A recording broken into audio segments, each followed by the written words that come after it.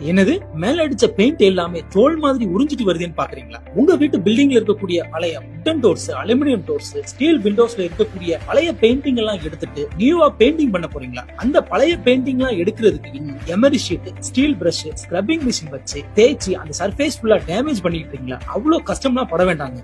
அந்த பழைய பெயிண்டிங் எல்லாமே வித்தின் செகண்ட்ல ரொம்ப ஈஸியா பேப்பர் மாதிரி எழுதக்கூடிய சிறப்பான ப்ராடக்டா நம்ம பில்டிங் டாக்டர் பெயிண்ட் ரிமூவர்.